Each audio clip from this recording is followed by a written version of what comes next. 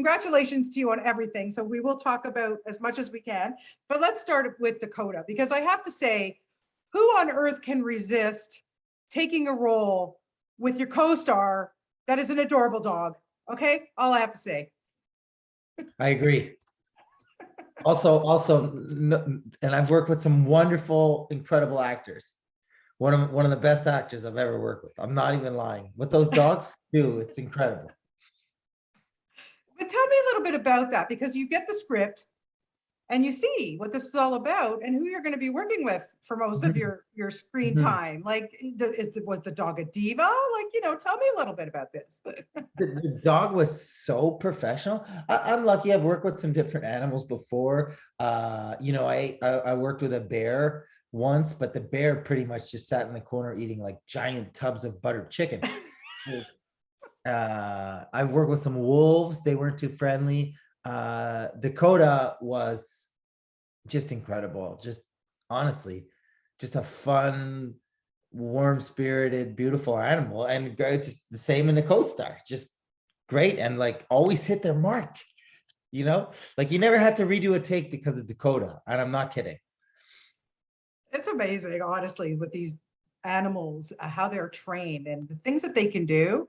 Truly amazes me. I can't imagine what it's like being on a set with one of these trained animals and working with them. Like, sometimes I guess they're better than having a human co-star.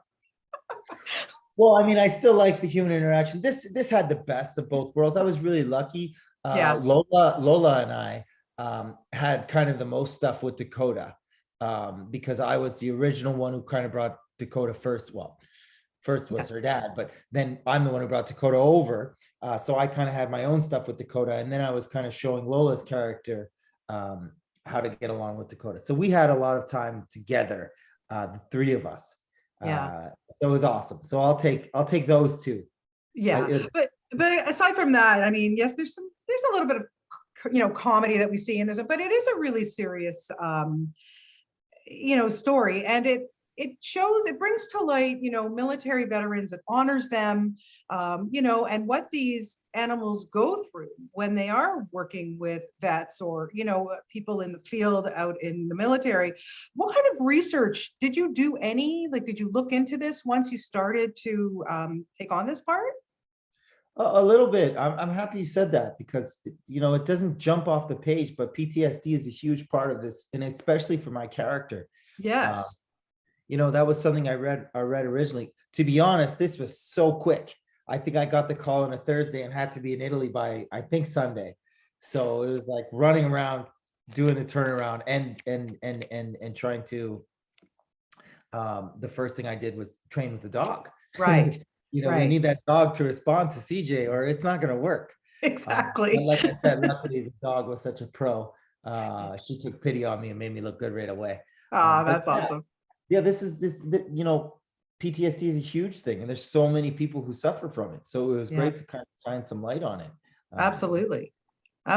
And you get to work with the lovely Abby Cornish. Gosh, I remember interviewing her years and years ago at the Toronto Film Festival for her very first movie. And she's just so lovely. What was it like to work opposite her? Same. I mean, just this whole cast, this whole experience was really, really special. Just all across the board, almost immediately. And it was this, oddly enough, my favorite part of COVID, because we were all in Italy together and we kind of had to quarantine together, like all us actors and the main producers and director. We were always together. And that's what the movie was about, found family.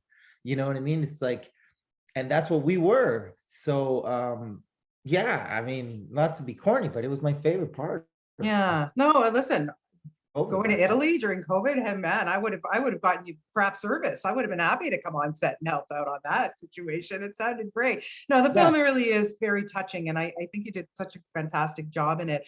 I got to touch on a few other things because, of course, we know you from so many things. Like I said earlier, you were such a busy guy, but of course, Wynnona Earp. I mean, come on, I gotta say, it must be very satisfying, gratifying for you when you walk down the street or fans just DM you or send you messages on social media how much they loved you on that show and what it meant to them. I mean, that's got an amazing fan base.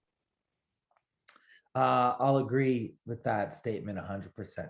I've been really lucky in my TV career to be on some incredibly special shows I'd with say. incredibly special fan bases. It kind of started with me. I was very lucky. This Nickelodeon show called Instant Star kind of Yeah. had that. It was before social media, but that fandom was incredible. And then, you know, Schitts Creek, the Schitts Creek fans, they're amazing. And then the Earpers, as they call themselves, as Yeah. I call them, as I am one of them. Yeah. It's just a fandom built on kindness and trying to be the best version of yourself and acceptance and just the good things in the world. Yeah. You know, I'm really lucky I get to go on some of these cons where it's just these Earper conventions where we go and it's just the fans. And I come back from those weekends and it always takes me a day of like, I'm kind of sad because I'm not in that room. Like the rooms are just so full of positivity and acceptance and giving Right. and warmth. Yeah, it's wonderful. That's amazing because, you know, not a lot of people get to experience that in their lifetime. And again, you just mentioned Schitts Creek and, you know, the accolades and well-deserved for everybody down the road on that show. I mean, oh my God, it's the best. But you know, when you were making that show, like, did you even have an inkling of idea that where it was going to be and that was going to win all these Emmys? And that, I mean, look who you were working with, first of all. I mean, no question, right? But did you ever think like, wow, I'm on something very special here? That part, yes. Did I think they were going to win 21 Emmys or whatever it was? No, I mean, no, I don't think anybody did right off the top. You knew there was something special there. Obviously, Catherine and you are mega stars, and I'll never forget. Maybe my favorite read-through moment ever in my history. Read-through, for people who don't know, is when we read the scripts before we actually act them out, was for the episode The Jazzagals, where Catherine's character Moira does an impromptu song and dance. Well, she did it live at the read-through. And Annie Murphy and I were literally squeezing each other's hands so tight because we knew, like, how lucky are we to be in this room right now watching Catherine O'Hara do this performance. It was incredible. So yeah, you knew there was something special. And you got to give credit to Dan Levy because that's his baby all the way, from writing to just all of it. Amazing stuff. How awesome to have a front row seat to that. Okay, and now we just need to touch on Surreal Estate because I honestly just stumbled upon that show. And ironically, I am about to sell my house. Okay, it show freaks me out. But anyway, but what was it? And talking about Schitts Creek, you reunite with an Earper and a Schitts Creek co-star, but to be with Sarah Levy again. How awesome is that?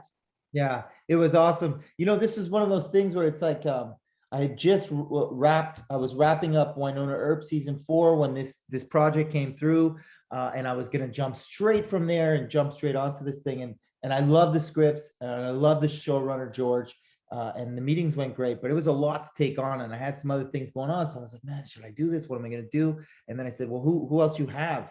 And they said, well, for Susan, we're looking at Sarah Levy. I was like, oh my goodness. I called Sarah right away. I said, are we doing this? As soon as I knew that, I'm in. You know, I just knew we're going to have a great time. It's going to be great. And I couldn't wait to do it. Have you had any weird home experiences since being on that? Like, do you believe in this stuff? Listen, I was a complete non-believer in the ghosts, paranormal. I'm sure there's other stuff in the universe we'll get into another time, but the ghost stuff, nothing I had felt. But throughout our production, every single guest star that had to come, they all had to quarantine in this certain old house, and they all quarantined together. They all experienced something in one way or another, and they came to set affected. So it's tough for me to call anybody a liar, especially 99% of the co-stars that came into town all experienced something. Yeah, so it's interesting. It makes you think. It really does. Like, honestly, I kind of believe in it. I'm in the same boat as you. Like, it's weird. I also learned that, you know, if a house is haunted, or even someone says it's haunted, it doesn't have to be haunted. Just someone says it's haunted, that will impact the market value of that house. Yeah. So there's something to be said there. That's a law. Yeah. So Yeah. It's really cool. Really cool. Well, congratulations on everything. I mean, you're so great in Dakota. I mean, you guys, you have your hands in everything, restaurateur and actor and whatever. Like, keep up the great work and congratulations on everything. And hopefully next time we'll get to have a coffee in person and meet in real life. Yeah, that'd be great. Okay. Thank you so much for your time and best of luck to you with everything. Thanks, Tim. Thank Bye-bye. you so much. Thank you. Okay. Bye. Bye.